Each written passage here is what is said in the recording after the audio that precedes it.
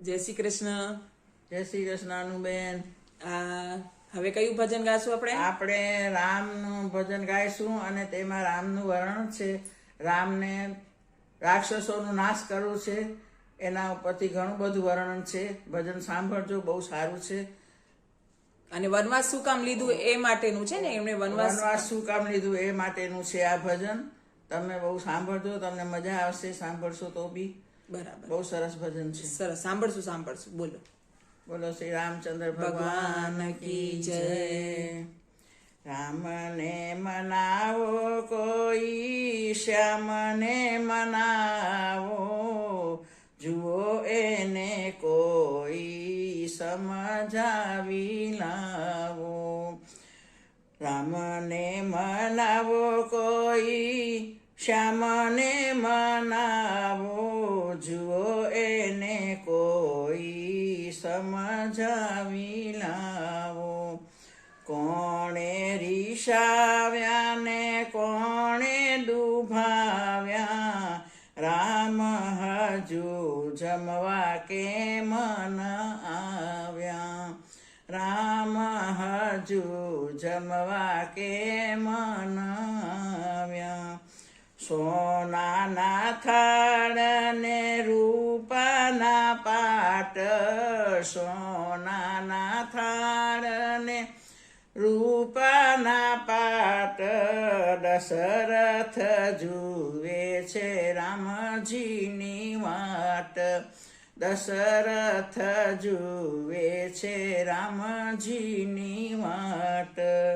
દાસ દોડાવ્યા ને દાસી દોડાવી, દાસ દોડાવ્યા ને દાસી દોડાવી, તો એ રાઘવરાય જમવા ન આવ્યા. તો એ રાઘવરાજ જમવા ન આવ્યા. ભરત શત્રુઘ્ન જ ઈને સમજાવે, ભરત શત્રુઘ્ન જઈને સમજાવે, તો એ પ્રભુ બેઠા શીશ ધૂણાવે. તો એ પ્રભુ બેઠા શીશ ધૂણાવે.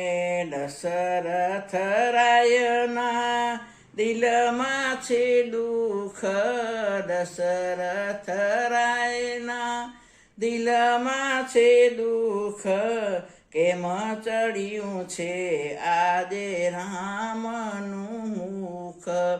કેમ ચડ્યું છે આજે રામનું મુખ. કઈને કહો તમે જય સમજાવો, કઈને કહો તમે સમજાવો, જે જોઈએ તે આપી જાવો, જે જોઈએ તે આપી જાવો. કઈ આવ્યા છે રામની પાસે, કઈ આવ્યા છે રામની પાસે. રામ હસ્યા ભરી મુખ ઉલાસે, રામ હસ્યા ભરી મુખ ઉલાસે. માતા આપો મને એક વચન, માતા આપો મને એક વચન,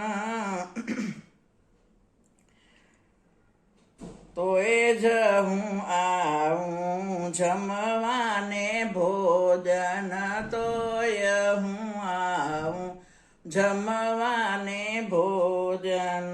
રાજી થઈ કઈ દીધો છે કોલ, રાજી થઈ કઈ દીધો છે કોલ. તરત વલા રામ મીઠડા જ બોલ, તરત બોલ્યા રામ મીઠડા જ બોલ. કરવું છે મારે દેવોનું કામ, રાખવી છે મારે, ધરતીની લાજ રાખવી છે મારે, ધરતીની લાજ. પૃથ્વી છે મારે, પૃથ્વીની આસ પૂરવી છે મારે, પૃથ્વીની આસ.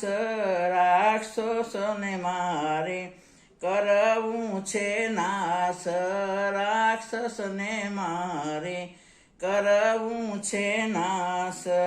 આમ નજર કરો માયાળુ માળી, આમ નજર કરો માયાળુ માળી. મુખ ખોલી રામે સૃષ્ટિ દેખાડી, મુખ ખોલી રામે સૃષ્ટિ દેખાડી.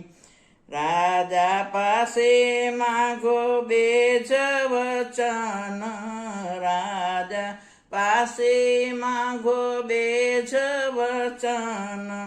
ભરતને ગાદીને રામને વન, ભરતને ગાદીને રામને વન.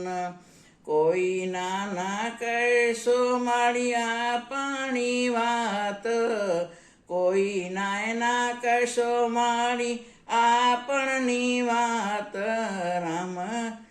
રામે મૂક્યો છે હાથમાં હાથ, રામે મૂક્યો છે હાથમાં હાથ.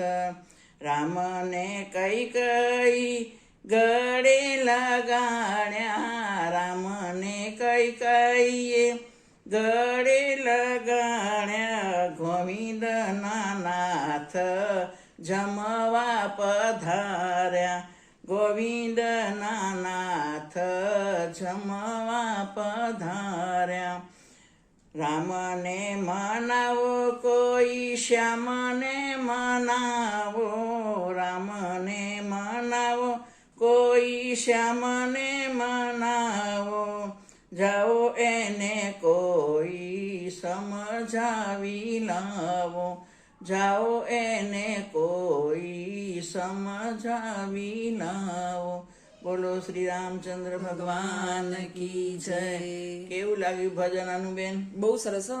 આ પહેલેથી નિર્ધારિત જ હતું. બધાને એમ થાય છે કે કઈ કઈ ના લીધે રામ વનવાસ ગયા, પણ આ ભગવાને પહેલાથી નિર્ધાર જ કર્યું હતું કે આપણને રાક્ષસોનું નાશ કરવું છે, એટલા માટે એમને ઘર છોડવું પડશે. જો ઘરે હોત, જો રાજપાટ સંભાળત તો ઈ કામની ના કરી શક્યા હોત, ઋષિ મુનિઓને ન બચાવી શક્યા હોત. એટલે ભગવાને પહેલાથી જે નિર્ધાર કરેલું છે, જે માટે પૃથ્વી પર આવ્યા હતા, એટલા માટે એમણે કઈ માતાને નિમિત્ત બનાવીને એમણે પોતાનું વનવાસ લીધું છે. બહુ સરસ હતું ભજન, બહુ મીઠું ને બહુ સરસ ભજન હતું. મમ્મી બહુ fine. Thank you. Thank you.